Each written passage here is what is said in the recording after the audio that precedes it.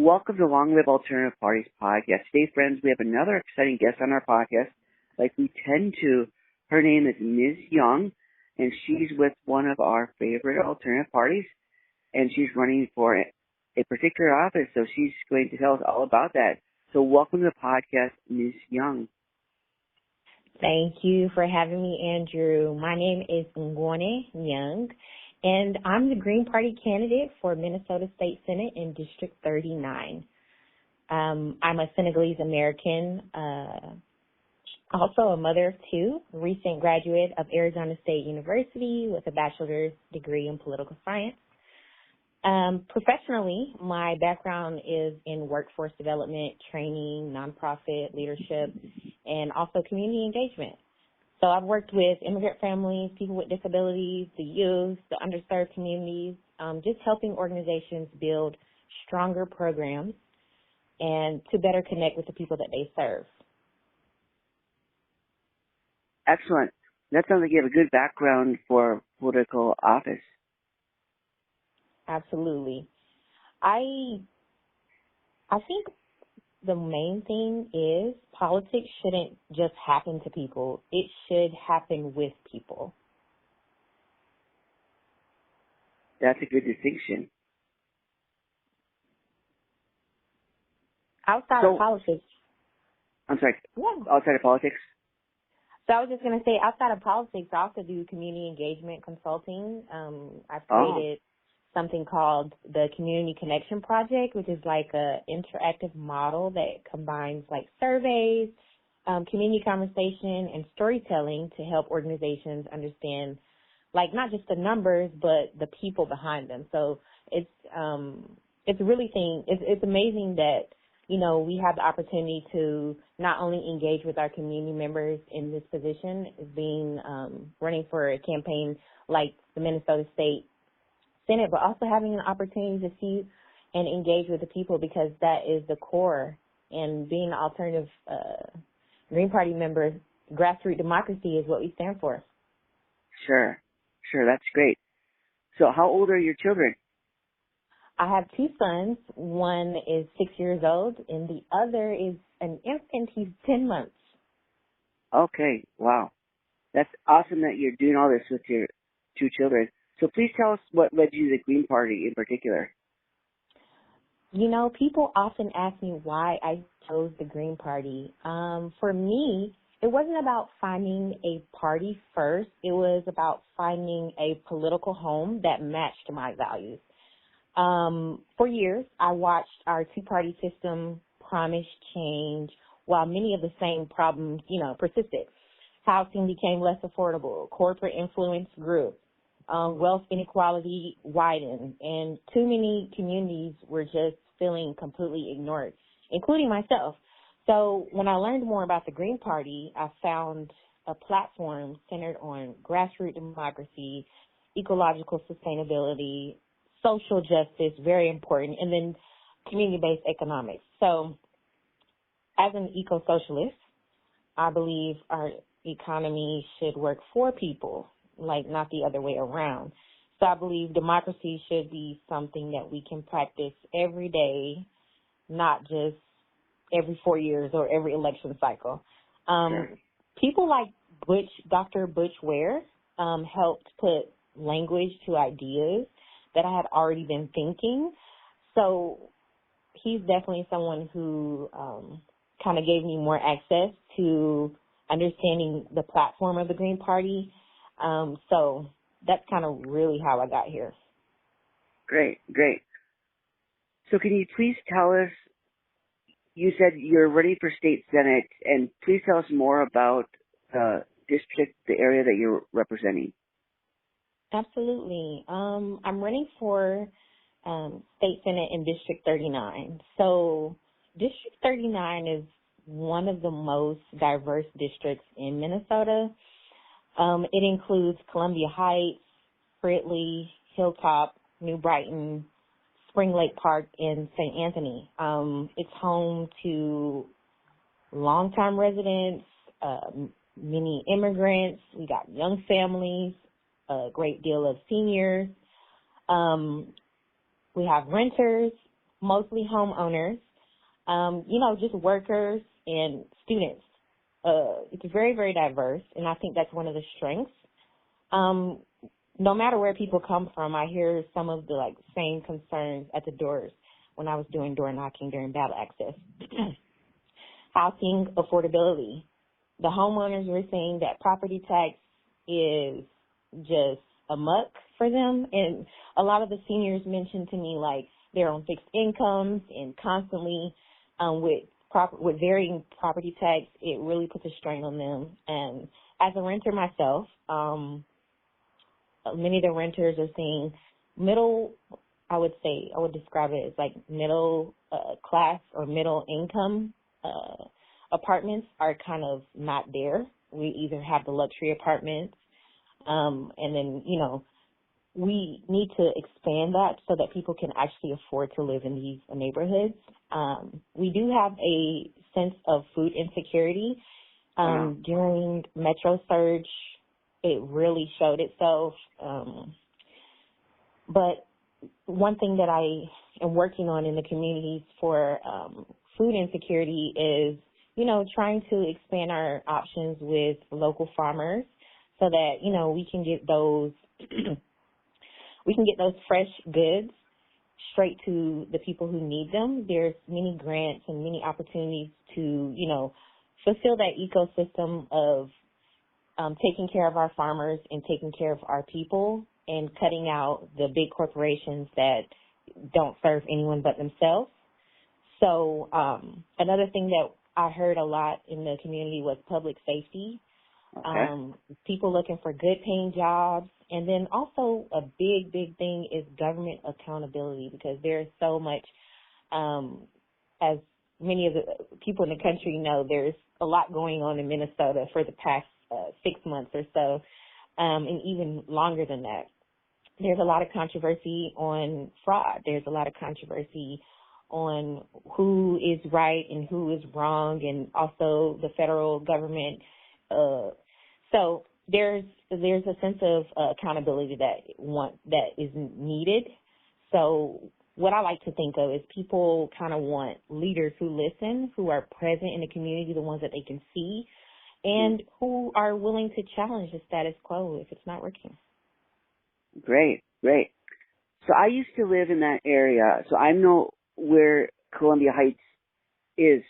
So can you tell our audience more specifically where that is? So people who are not from Minnesota. So that's right by Minneapolis, right? It's one of the first tier suburbs. That's right. It's a suburb right outside of northeast Minneapolis. It's less than 15 minutes outside of downtown. So the whole district is literally is northeast. I would say about 4 out of the 6 are a 15-minute drive from Minneapolis, and I would say one or two are a little bit further, but they're all next to each other. I will say it's, like I said, very diverse. Columbia Heights is one of those places. It's the largest as far as population in the District 39, along with New Brighton. But New Brighton has been gerrymandered, so cut in half. I only have half of New Brighton in District 39. But Columbia Heights is very diverse. We have a lot of different communities there. Okay, yeah, I remember that being the case there. It was indeed very diverse. So can you please tell us, you mentioned a lot of issues and concerns that people have. One of the big issues, and particularly it's been a big issue because of tragedies that happened in your area, is the issue of immigration. So could you please tell us your policy on immigration? You're running for state senate, yet it would probably affect you in some way. It's a national issue, yet it would probably affect you in some way. So we'd love to hear your opinion about it. Absolutely. My opinion on immigration is this country is a melting pot. It was founded on that status quo of if you're in your country, whatever country you come from, if you're not happy there and you're looking for a better life and you're willing to put hard work in, you can come to America and make your American dream happen. That should still be the case. I think that we shouldn't try to minimize immigrants in our country in a way where it is inhumane. I do agree that we should maybe increase or make it more available for people to be able to, let's say, take the right route and do the immigration process. But we also need to make sure that when people are going through the right steps, that they're not detained by ICE and, kidnapped and taken to locations that are, inhumane. So I do believe that because we started from that, and not all things that we start from are the best things, but I do think that this country is built on not only immigrants, but the cultural diaspora of the world. So in order to keep that as a United States with multiple people feeling comfortable in the place where they call home, we have to make sure that that human right is extended to people who travel here and are looking for a better life. Great. Well put. Well put. Thank you. So you mentioned earlier about ballot access, and that's one thing we're concerned about on this podcast because that's a major concern that alternative party candidates mentioned. So it sounds like you got through it successfully. Can you please tell us more about the process you had to face for your race there in Minnesota? Absolutely. Collecting signatures to get on the ballot was one of the most meaningful experiences of this campaign. Wow. Yes. As a Green Party candidate, I had to earn my place on the ballot by talking directly with hundreds of voters, door knocking in the heat of the sun, going to events to not only put myself out there, but encourage people to give me a chance. Because as an alternative candidate, minor party, Green Party, we don't automatically get access to the ballot. We can't just go up and file our paperwork and pay the fee to get our name on the ballot. There are hoops that we have to jump through. We have to, in 2 weeks, as a state Senate candidate, we had to get 500 valid signatures from residents of District 39 only. So I would go to a location and I would talk for 10 minutes with someone and they would say, "Oh, I live in Minneapolis." So that person knows me now, but they weren't able to sign for my signature. So it made it much harder. Some of the statewide candidates, they could go anywhere in the state to get signatures. Everyone was able to sign, but their threshold was at 2,000. Okay. And mine was at 500, but again, 500 in 6 cities, and you had to think about where are you going to find the people? Where are people together, where they're congregating, but also where can you go where people are accepting of conversation like that, giving you their name and their address, their personal information, those types of things. People are hesitant during this time because of surveillance, and it was a fight. I spent weeks knocking on doors across District 39. What surprised me was just how many people were willing to sign. It was good.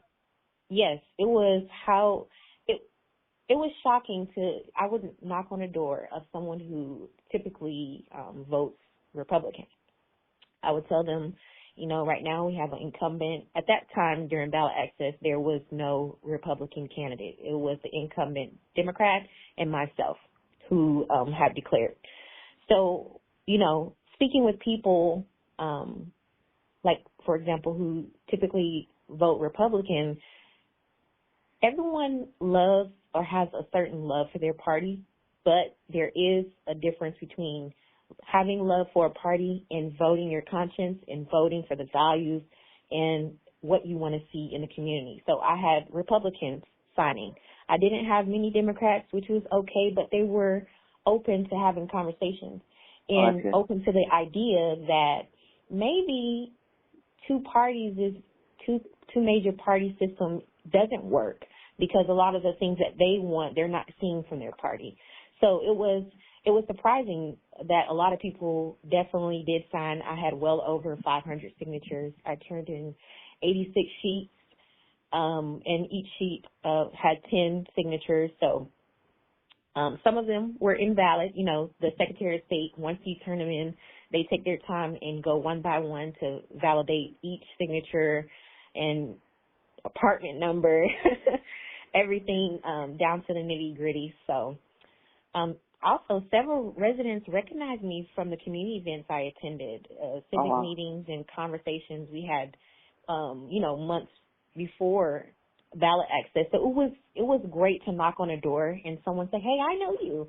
I met you here at this place, or I met you here at this place, and oh, now I signed my name. Let me get my husband or my wife to sign." You know, those things that made me smile, and it honestly made my heart smile. So it reminded me that the community engagement matters, showing up consistently, and not just during election season. That builds trust.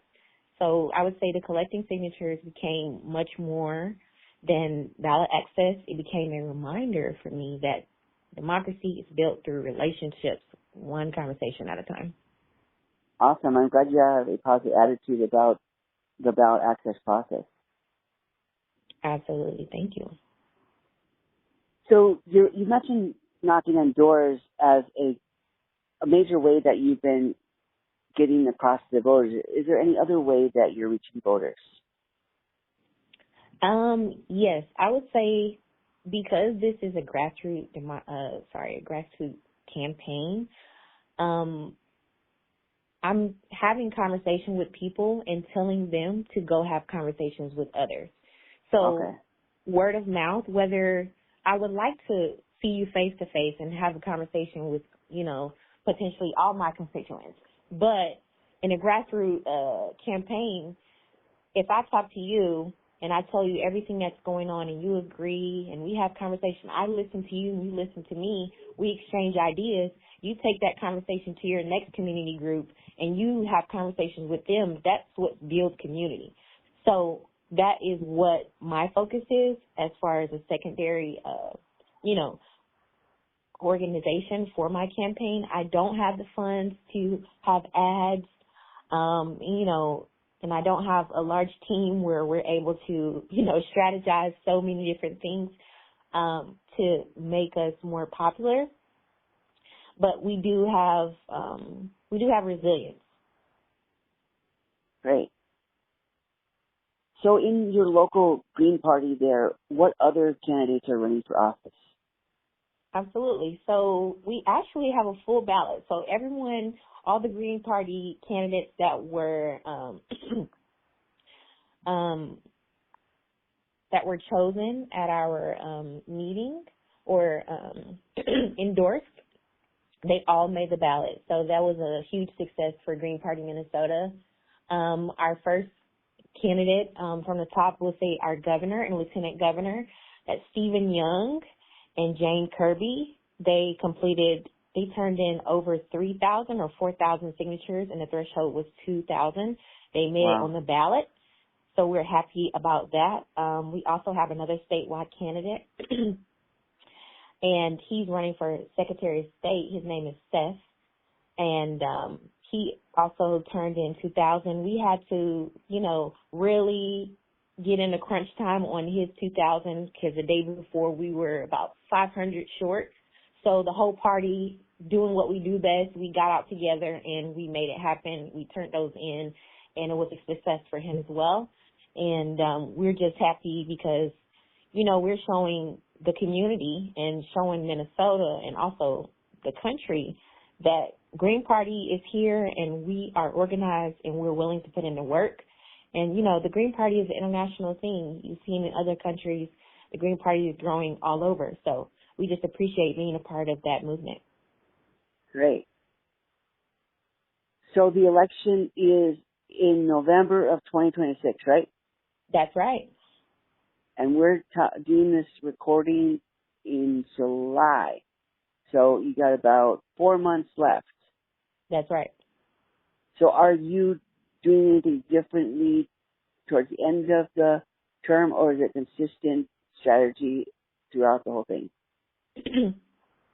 I would like to crank up my campaign coming in August.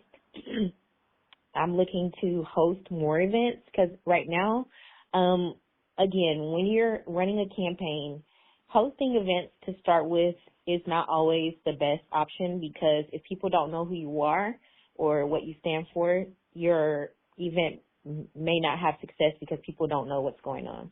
You have to get out there in the community. People get to know you. People see what you're standing for. People know that you're with them.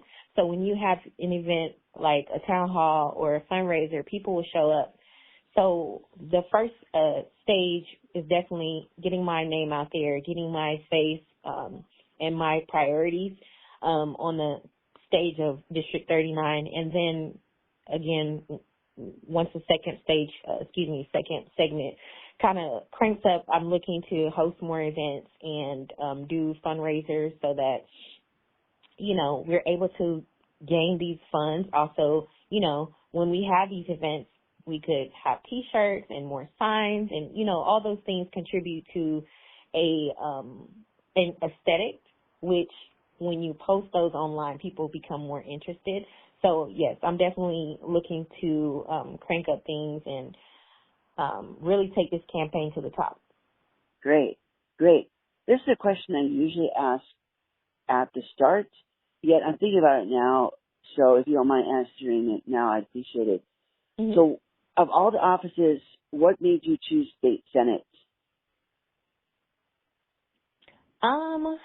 Being a state senator, it sounds like a nice name, right? But their job is is so vast that I felt that was the only way that I can incorporate all my skills and experience into the most, I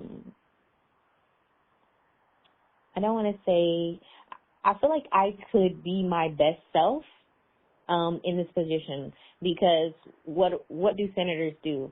They get out in the community. They listen to the community members. They are the representation of them at the Minnesota State Capitol. So community engagement, number one, is understanding your people, understanding your constituents, and being able to not only understand them and converse with them, but take those priorities and bridge community voices into public policy. I have a degree in political science, so I have the theory that goes into policy already. So the greatest achievement, or I can say that I feel is possible for me to do in the community, is for me to look within myself and be my best self and showing empathy and allowing others, opening up the space for people to show empathy to me so that we're able to have those real conversations and take those community voices to the Capitol to make a real change. And as you know, senators, they're in charge of so many different committees that are doing the work that's needed in the state. And those taxpayer dollars, those dollars is money that people work for. Sometimes people forget, like, taxes come out of someone's check that they went to work hard for. They should have a say in what their money goes to. And that's the job of a state representative, to do those, to create that system and have it work in favor of those people who are supplying the funds. So that's essentially where I see myself best fit, and that's why I decided to run for state senate. That sounds like a good set of reasons. So how many state senators are in Minnesota? So there's over 60 districts, and I will tell you, of course, we have some that are coming back and some that are retiring. Specifically in my district, our 2 reps are retiring. So I'm looking forward to seeing how, the future holds. Maybe we may have some new people who would like to team up with me, because everything in politics is kind of about who do you know and who are you associated with And right now, being an alternative party, it's super hard trying to find, the people who you can work with. But I want to bring a new generation of leadership where people in the state of Minnesota, especially the representatives and the senators, are able to work together in a way that is beneficial to the people, because we're tired of the blocks. We're tired of saying, oh, the Republicans put up this piece of legislation, but the Democrats don't want to help, or they are not they're not consistent with, actually passing anything. So I think that bringing a independent party candidate into that realm will kind of set off a balance, where people understand that I'm not obliged to stop or support anything in particular. I'm supporting what my constituents want, and whether that comes from either aisle, I think that'll bring a large amount of harmony in the system, which will help us move forward. Great. So before we let you go, please tell us how our listeners can support your campaign. Absolutely. The biggest way people can support this campaign is actually pretty simple. Vote your conscience. For decades, we've been told that voting for what we truly believe in is somehow wasting our vote. I believe the opposite is true. The only wasted vote is one cast out of fear instead of hope.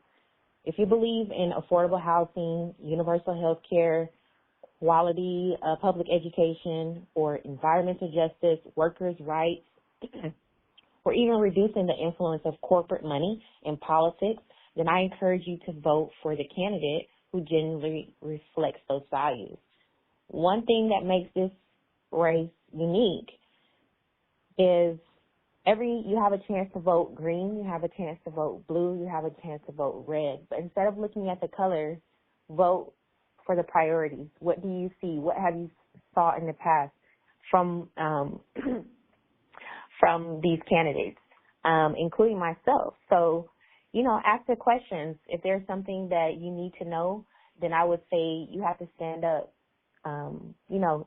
Every green vote matters. It strengthens our movement. It helps maintain our ballot access. It builds organizing capacity. And it sends a clear message to the people who are demanding more choices and a different kind of politics. So, throughout history, many of the ideas we now consider common sense didn't begin with the major parties. They began with people who organized, challenged the status quo, and refused to believe that change was impossible. This campaign is about more than one election.